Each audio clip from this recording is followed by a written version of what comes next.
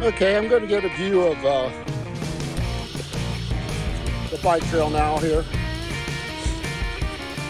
so you can kind of see what everything looks like.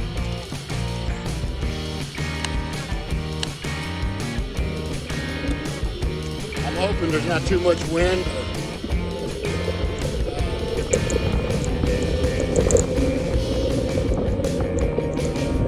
That you can't see a good view of the bike trail. I'm using my iPhone to video, so I probably need a better camera to do this, but it seems to do a pretty good job when I'm doing this.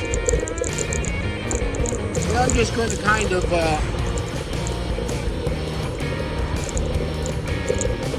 ride along, see how things go here. And put down in the comments what you think about this, as far as the ride, my commentary on things, because it really helps me to improve that. And I'm trying to get my subscribe button put up there so you can subscribe to my channel if you like. Please hit my like button at the bottom. And again, any additional comments would be appreciated. Good or bad, it doesn't matter. That's how we improve in life, is getting better at some of the mistakes. So I'm just going to ride along here a little bit. I'm probably almost 6 miles into the ride now, and I'm going to maybe go the full 30 today. Like I said, it takes about an hour to get up there, so it's not too bad. It doesn't really feel that cold out here to me because I'm dressed with layers and hats and bravacas and all kinds of good stuff. So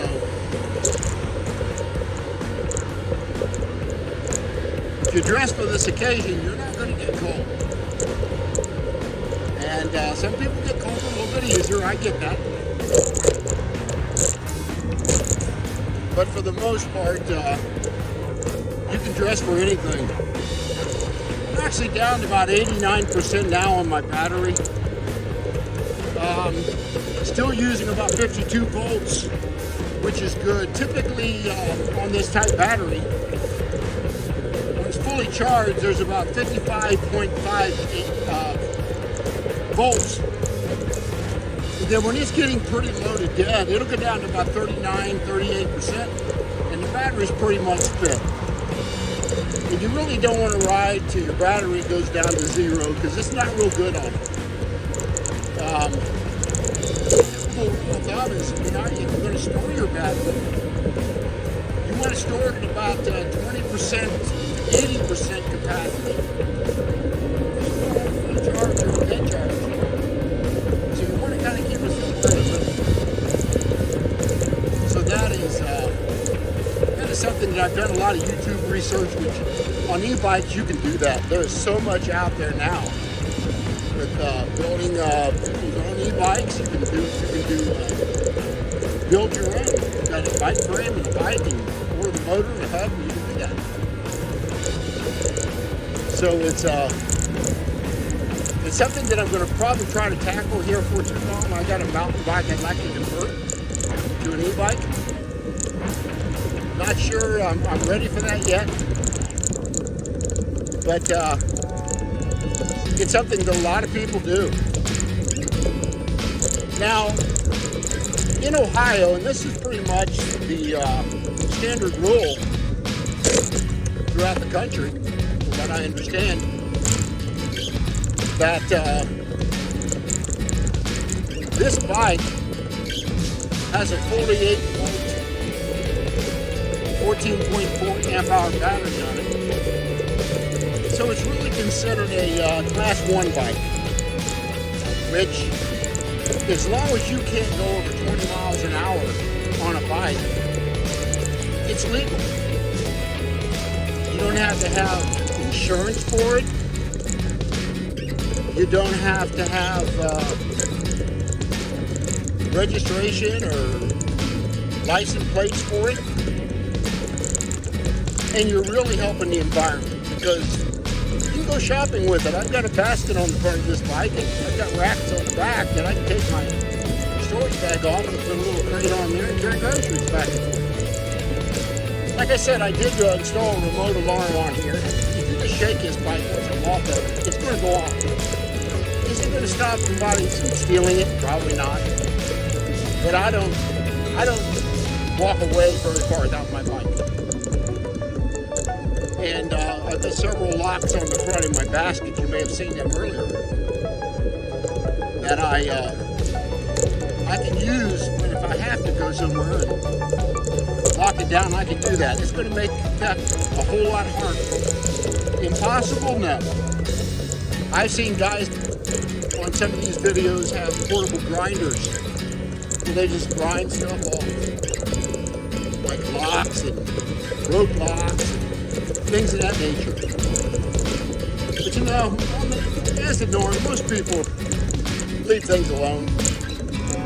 But when you're going to invest in an e-bike or something like this, you've got to be as secure as you can.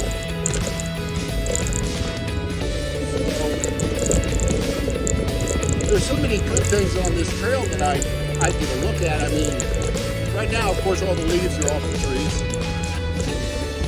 But you gotta really go some really nice landmarks. I just passed a landmark about a half mile back that's called a 911 Memorial here in Beaver Creek, Ohio. And the memorial itself is probably a piece of steel that's probably 20 feet long that came out of, I think, the North Tower, but I'm not sure on that. That it's really humbling to see that, to see what the catastrophic damage that those planes did to those towers, to where it just melted and completely twisted this iron. So that's part of the ride here. And not too much farther up here, I'm going to come across of course I'll pass some ball diamonds up here before too long. And then there's a kind of like an old, I don't know what you want to call it, grain feed elevator, you may want to call it. That it's kind of sitting right on the corner. It's kind of a little historical marker here. How you doing? Good. And as you can see, there's a walker there with his dog. And I see a lot of that out here. But for the most part, the trails are kept very nice. Our park levees here are second to none that I know of in the country. They pave these when they need them. They mark lines where the asphalt's coming up a little bit with a tree limb or a tree root going around it or through it. So they mark those. And they got mile markers on the asphalt itself, how far they're from their destination. And it's kind of cool. But you always see them out here working, keeping off dead limbs off the trail and leaves. They got a great big blower that comes down through here in the fall and gets rid of all that. And then there's like a water sanctuary to my right here. That it's kind of like a bog. And they got some running trails through there, probably about a mile long. So I think that's pretty cool for joggers to get onto with their dogs and to get exercise, of course. And then the trail itself, I mean, it's asphalt the whole way. I only have to ride about 4/10 of a mile from my house to get on one small road that I need to go down to get to the bike trail. And from there, I go 28 miles up and back.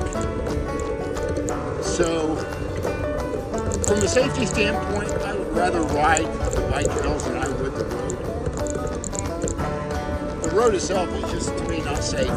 Cars don't respect motorcycles. trust me, I think they respect bikes even less. And part of my safety gear is I wear a vest. I think Walmart or one of them is a yellow vest that is highly bright. It's green.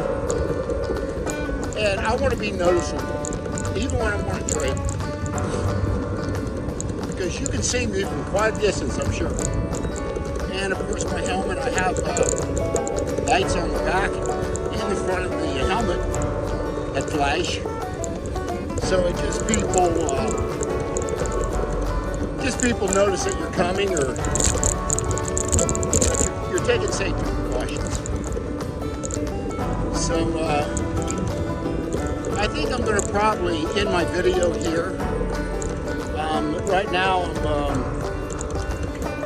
about 15 miles an hour, and I've gone almost 6 miles, well, almost 7 miles now. So I just wanted to do kind of 15-20 minute video of what the trail looks like, a little bit about myself.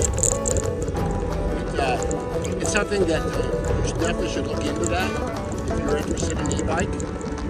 Go on YouTube, look at all the videos, there's several. And it just shows people doing their thing. So, this is Dan with E-Bike Nation, and we're out.